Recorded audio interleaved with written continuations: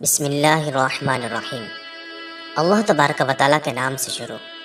جو بڑا مہربان اور نہایت رحم کرنے والا ہے۔ معزز خواتین و حضرات، آج کی اس ویڈیو کے اندر ہم آپ کو بتائیں گے کہ گرگٹ کس قسم کا جانور ہوتا ہے اور اللہ تبارک و تعالیٰ نے اس کو رنگ بدلنے کی صلاحیت کیوں عطا فرمائی ہے، اور گرگٹ سورج کا دیوانہ کیوں ہوتا ہے، اور اللہ تبارک و تعالیٰ نے ہر جاندار کی زبان اس کے سائز کے لحاظ سے پیدا فرمائی ہے، جبکہ اللہ تبارک و تعالیٰ نے گرگٹ کی زبان 3 بلش تک لمبی کیوں پیدا فرمائی ہے، اور گرگٹ کا شرعی حکم کیا ہے کہ گرگٹ کو کھایا جا سکتا ہے یا نہیں، اور اسلام نے گرگٹ کو مارنے کا حکم کیوں دیا ہے، اور اگر کوئی شخص گرگٹ کو اپنے خواب میں دیکھے تو اس کی کیا تعبیر ہوگی۔ ناظرین محترم، ان تمام باتوں کو جاننے کے لیے ہماری ویڈیو کو اینڈ تک ضرور دیکھیے گا۔ امام قزوینی رحمۃ اللہ تعالی علیہ نے اپنی کتاب عجائب المخلوقات میں لکھا ہے کہ گرگٹ پیدائشی طور پر سست رفتار ہوتا ہے، اور کیونکہ زندہ رہنے کے لیے ہر جاندار کے لیے رزق کا حصول اور استعمال ضروری ہے، اس لیے اللہ تبارک و تعالیٰ نے اس کو عجیب و غریب انداز پر پیدا فرمایا ہے تاکہ یہ بغیر حرکت کے اپنا رزق حاصل کر سکے۔ اللہ تبارک و تعالیٰ نے گرگٹ کو یہ صلاحیت عطا فرمائی ہے کہ گرگٹ بغیر محنت و مشقت کے اپنی آنکھیں چاروں طرف گھما سکتا ہے، یہاں تک کہ جس درخت پر ہوتا ہے اسی کا رنگ بدل لیتا ہے کہ شکاری محسوس ہی نہیں کر سکتا کس درخت پر کوئی جانور ہے۔ ناظرین گرامی، گرگٹ شکلیں اور رنگ بدلنے میں ضرب المثل ہے، چنانچہ گرگٹ جب خطرہ محسوس کرتا ہے تو یہ مختلف رنگ اور شکلیں اختیار کر لیتا ہے۔ گرگٹ کے اس عمل کو دیکھ کر ہلاک کرنے والا شخص خوف زدہ ہو جاتا ہے، پس جب گرگٹ کو بھوک محسوس ہوتی ہے تو یہ شکار کے قریب جا کر برق رفتاری سے اس کو اچک لیتا ہے، یعنی کہ بجلی کی تیزی کی مانند اس کو پکڑ لیتا ہے اور اس کو کھا جاتا ہے، اور گرگٹ اپنا رنگ اس طرح تبدیل کر لیتا ہے گویا کہ وہ درخت کا ایک حصہ ہو۔ اللہ تبارک و تعالیٰ نے گرگٹ کی زبان لمبی بنائی ہے، جس کی وجہ سے گرگٹ 3 بلشت دوری پر واقع چیز کا شکار کر لیتا ہے۔ اللہ تبارک و تعالیٰ نے اس کی زبان لمبی اسی وجہ سے بنائی ہے کیونکہ یہ سست رفتار ہوتا ہے، اسی وجہ سے یہ بیٹھے بٹھائے ہی بغیر محنت و مشقت کیے اپنی زبان نکال کر شکار کر لیتا ہے۔ گرگٹ جسامت کے لحاظ سے چھپکلی سے بڑا ہوتا ہے۔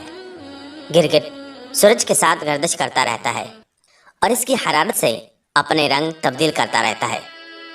امام غزالی رحمۃ اللہ تعالی علیہ ارشاد فرماتے ہیں کہ گرگٹ لال، پیلا، سبز اور مختلف رنگ اختیار کر لیتا ہے۔ معزز دوستو،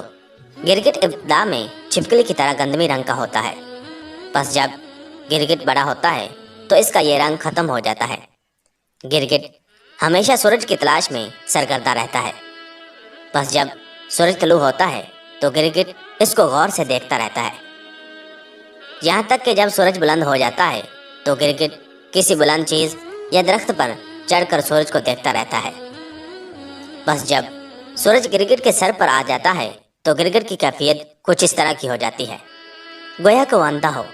نیز اس کیفیت کی بنا پر گرگٹ پاگل ہو جاتا ہے، پس گرگٹ اس کے باوجود بھی سورج کی تلاش میں رہتا ہے، چنانچہ اس کے بعد گرگٹ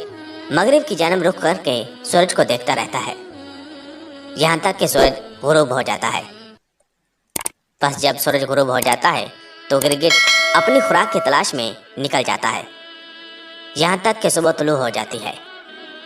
گرگٹ کی زبان جو 3 بلشت لمبی ہوتی ہے، گرگٹ کی زبان جو کہ 3 بلشت لمبی ہوتی ہے اور جس کی وجہ سے یہ دوری سے ہی شکار کر لیتا ہے، اس کے حلق میں لپٹی ہوئی ہوتی ہے، اور گرگٹ انتہائی چالاک جانور ہے۔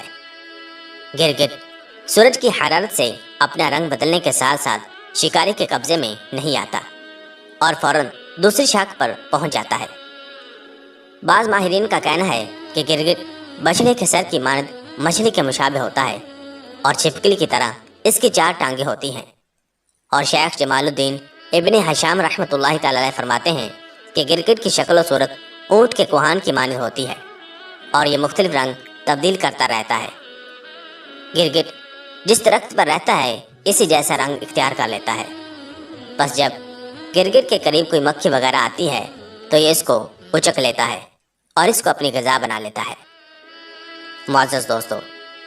گرگٹ کا شرعی حکم یہ ہے کہ گرگٹ کو کھانا حرام ہے، کیونکہ گرگٹ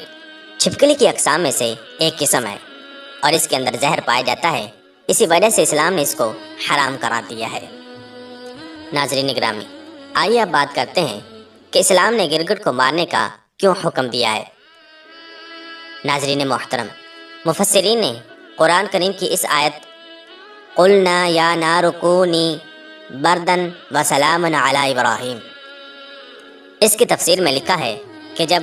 نمرود نے حضرت ابراہیم علیہ السلام کو آگ میں جلانے کا حکم دیا اور حضرت ابراہیم علیہ السلام کو آگ میں جلانے کے لیے اس نے بڑے پیمانے پر آگ جلائی، تو چھپکلی اور گرگٹ حضرت ابراہیم علیہ السلام سے بغض رکھنے کی بنا پر آگ کو پھونکے مارتے تھے۔ حالانکہ ان کی پھونک کی وجہ سے آگ نہ زیادہ ہونی تھی نہ کم، لیکن پھر بھی یہ بغض کی وجہ سے آگ کو پھونکے مارتے تھے تاکہ آگ زیادہ جلے۔ اسی وجہ سے اسلام نے گرگٹ کو مارنے کا حکم دیا ہے، اور صحیح مسلم شریف کی حدیث ہے کہ حضور نبی کریم صلی اللہ علیہ وسلم نے ارشاد فرمایا، جو کوئی شخص چھپکلی یا گرگٹ کو ایک ضرب میں مارے گا تو اس کے لیے 100 نیکیاں ہیں۔ معزز دوستو، آئیے اب بات کرتے ہیں کہ اگر کوئی شخص گرگٹ کو اپنے خواہ میں دیکھے تو اس کی کیا تعبیر ہوگی۔ ناظرین گرامی،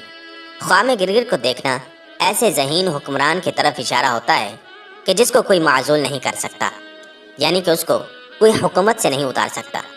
کیونکہ گرگٹ کی عادت یہ ہوتی ہے کہ وہ سورج کے ساتھ ساتھ رہتا ہے، اس سے الگ نہیں ہوتا۔ اور بعض اوقات خواہ میں گرگٹ کو دیکھنا بادشاہ کی خدمت کی طرف اشارہ ہوتا ہے، اور خواہ میں گرگٹ کی تعبیر کبھی مجوسی عورت سے دی جاتی ہے اور کبھی جنگ کی طرف اشارہ ہوتا ہے۔ اسی طرح خواہ میں گرگٹ کی تعبیر کبھی میت پر نوحہ خوانی کی علامت ہوتی ہے۔ اللہ تبارک و تعالیٰ سے دعا ہے کہ اللہ تبارک و تعالیٰ ہمیں تمام انبیاء کرام علیہ السلام کی محبت اور ادب نصیب فرمائے،